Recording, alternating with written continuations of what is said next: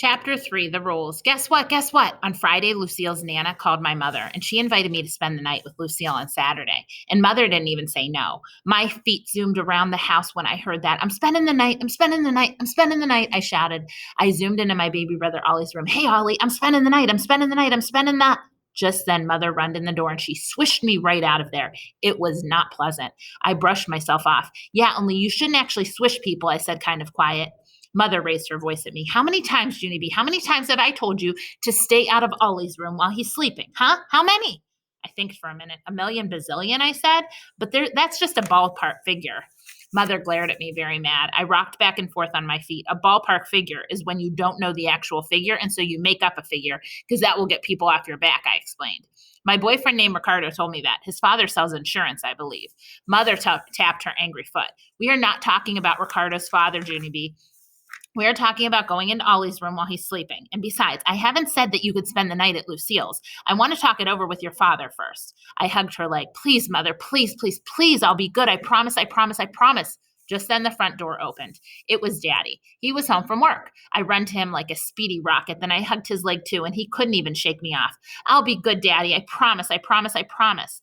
All of a sudden, Mother swished me away again. She put me down in the living room. Then she and Daddy did whispering in the hall. And guess what? They said I could go to Lucille's. Yippee, yippee, yippee, I shouted. After that, I started to zoom some more, but Daddy quick grabbed me by my belt. Yeah, only here's the problem. I'm not actually zooming, I told him. No, here's the problem, said Daddy. Before you spend the night with Lucille, you have to agree to the rules. I raised up my eyebrow. Rules? I asked. There's rules involved? Lots of rules, said Daddy.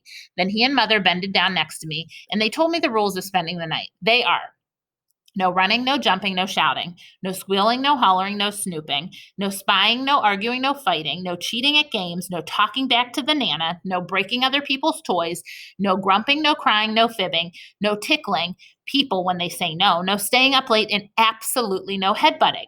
After I heard the rules, I did a sigh. Ugh. Yeah, only that doesn't actually leave me much to work with, I said. Mother ruffled my hair. Sorry, kiddo, but that's the deal, she said. Take it or leave it. Take it, I shouted. I'll take the deal. Then I kissed Mother and Daddy on their cheeks, and I hugged them very tight, and they couldn't shake me off again. Chapter 4, Packing My Bags. The next morning was Saturday. I jumped out of bed and run to the kitchen. Then I got a big, giant plastic bag, and I runned back to my room to pack for Lucille's. First, I packed my favorite pillow. Then I packed my pajamas and my bathrobe and my slippers that looked like bunnies. Also, I packed my blanket and my sheets in a small, attractive throw. Finally, I packed my stuffed elephant named Philip Johnny Bob. He looked up at me from inside the bag. Yeah, only here's the problem, he said. You're not actually supposed to put me in a plastic bag because I could suffocate in that thing. My eyes got big and wide. Oh, no, I said, real upset. I forgot about that. That's how come I got my scissors and cut air holes for that guy. Philip Johnny Bob sniffed the air. Better, he said. I petted his trunk. Then I went into the family room and I watched cartoons till Mother got up. Pretty soon I heard her slippers in the hall. Mother, Mother, I'm all ready to go, I said. I'm ready to go to Lucille's. I pulled Mother into my room and showed her my plastic bag. Mother shook her head. Way too much stuff, she said. Then she got a teeny suitcase from the shelf and she packed my pajamas, my slippers, my robe, and my toothbrush. After she got a sleeping bag from her closet and she put my pillow on top of it. There, that is all you need. You are all set, she said. I springed into the air. All set, I hollered real joyful. Junie B. Jones is all set for Lucille's. After that, I grabbed Philip Johnny Bob and I dragged my stuff to the front door. All righty, let's be on our way, I shouted very excited.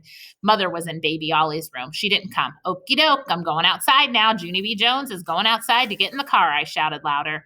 Just then, Mother ran to get me. No, Junie B. No, I am not taking you to Lucille's. Remember, Lucille's Nana is picking you up at 3 o'clock. I told you that. I'm sure I did.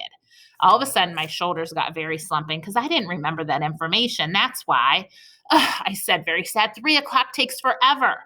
After that, I slumped to the table and ate my breakfast. Then I sat on the front step and I swinged on my swings and I read some books. And I ate a cheese sandwich and I counted to a million bazillion.